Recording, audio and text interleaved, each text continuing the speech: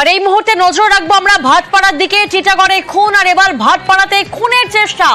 বাড়ি থেকে ডেকে নিয়ে গিয়ে হামলা, সঞ্জয় বারুইকে একের পর এক কোপ, আশঙ্কাজনক অবস্থায় হাসপাতালে আক্রান্ত। বাড়ি থেকে ডেকে নিয়ে গিয়ে একের পর এক কোপ, এলোপাথারি কোপ। ভাটপাড়ায় সঞ্জয় বারুই নামে এক ব্যক্তিকে এলোপাথারি কোপ মারা হয়। টিটাগড়ে আমরা নজর রেখেছিলাম, টিটাগড়ে যেখানে বাড়ি থেকে ডেকে নিয়ে গিয়ে রং খেলার নামে ডেকে নিয়ে গিয়ে খুন করা হয়, নিহত হয় তৃণমূল কর্মী। এবং অন্যদিকে এই মুহূর্তে যে খবর সামনে আসছে, ভাটপাড়াতেও খুনের চেষ্টা, বাড়ি থেকে ডেকে নিয়ে গিয়ে হামলা করা হয়। প্রতিনিধি অরুণ এই মুহূর্তে আমাদের সঙ্গে রয়েছেন। অরুণ, কাদের বিরুদ্ধে এই অভিযোগ? দেখো, এই একেবারে দোলের দিন আবার এই দোল খেলাকে কেন্দ্র করে ভাটপাড়ায় আবার কিন্তু এই আতঙ্কেরই ছড়ালো। ভাটপাড়া 23 নম্বর ওয়ার্ড নেতাজিনগর কলোনি সঞ্জিত বারুই এর নাম। একে কিন্তু বাড়ি থেকে ডেকে নিয়ে যায় পাড়ারই কিছু ছেলে, রাকেশ রায়, সোমনাথ দাস ও বোলকা নামে তিনজন। তাকে ডেকে নিয়ে কিন্তু তাকে এলোপাথারি কোপায়। তার অবস্থায় মুখে খুঁট দিয়ে আঘাত করা হয়। সে গুরুতর জখম অবস্থায় তাকে কিন্তু কল্যাণী জিএলএম হাসপাতালে নিয়ে যাওয়া হয়েছে। কেন? এই মদ খাওয়াকে কেন্দ্র করে আজকে যখন দোল পূর্ণিমা ছিল, সেই সময় তারা এক জায়গায় বসে মদ খাচ্ছিল, সেখান থেকে বচসা শুক্রবার তারপর তাকে এলোপাথারি কোপানো হয়। তাই পুরনো শত্রুতা না কি কারণে সেটা কিন্তু ভাটপাড়া থানা পুলিশ নজর রাখছে। এবং অভিযুক্ত কিন্তু একজনকে গ্রেফতার, রাকেশ রায়, তাকে কিন্তু পুলিশ গ্রেফতার করেছে। বাকিদের খোঁজে তেমন কিন্তু তল্লাশি চলছে।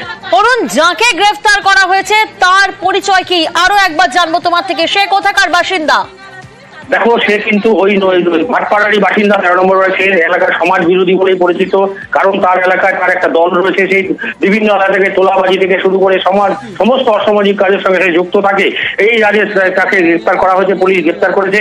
এবং এখন সোমনাথ দাস এবং বোলকা বলে একজন আছে, তাদেরকে কিন্তু পুলিশ খুঁজছে।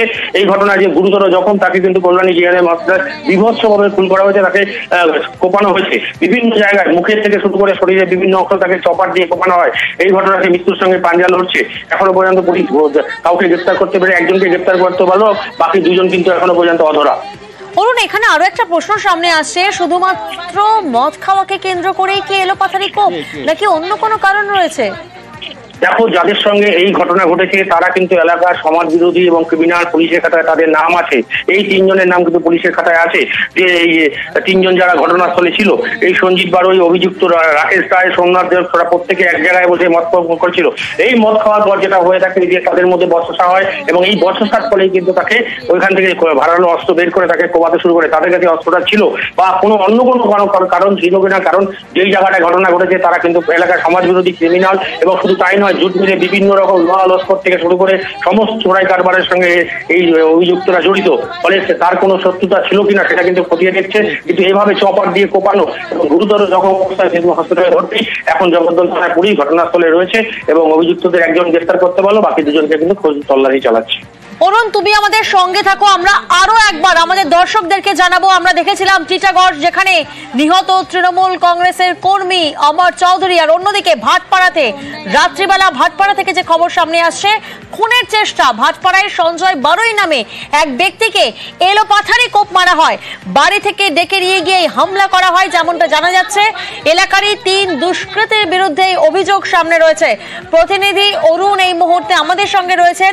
অরুণ, যেমনটা তুমি বলছিলে, মূল অভিযুক্তকে ইতিমধ্যে গ্রেফতার করেছে পুলিশ। মূল অভিযুক্তের পরিচয় জানতে চাইবো।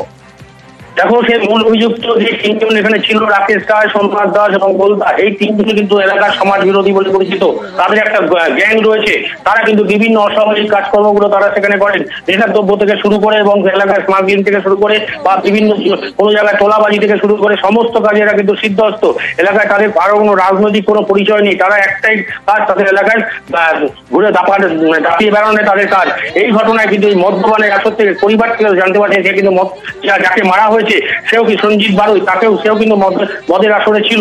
তাকে কিন্তু ডেকে সে তখন বাড়ি চলে এসেছিল, তাকে বাড়ি থেকে ডেকে নিয়ে গিয়ে কিন্তু এভাবে এলোপাথারি ভাবে কোপানো হয়। সে এখন কল্যাণী জিএনএম হাসপাতালে ভর্তি। দোলের দিন টিটাগড়ে তুলকালাম, আর দোলের দিনই ভাটপাড়াতে খুনের চেষ্টা। ওই মাথার দিকে গেছে। আমি বলছি গেলে এর সাথে কোনো ঝামেলা যেন না হয়। কিছুক্ষণ পরেই খবর হয়েছে যে তোমার ছেলেরে এরকমভাবে রাকেশ করি একটা ছেলে আর কাতলা করে একটা ছেলে, দুইজনে মিলে ছেলেটার কোপাচ্ছে। হাসপাতালে গেছি, গোলঘর হাসপাতালে যাইয়ে দেখতেছি কি এই জায়গা দিয়ে যেরকমভাবে সেলাই দিচ্ছে স্যার, দেখার মতন না।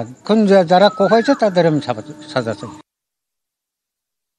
শুনি আমার মেয়ে কান্না করতে করতে ওখানে যে পৌঁছায় ঝামেলার মধ্যে, তখন দেখে ওর বাবার গায়ের পা রেখে কোপাচ্ছে আর আমার মেয়ে ওটা দেখতাছে।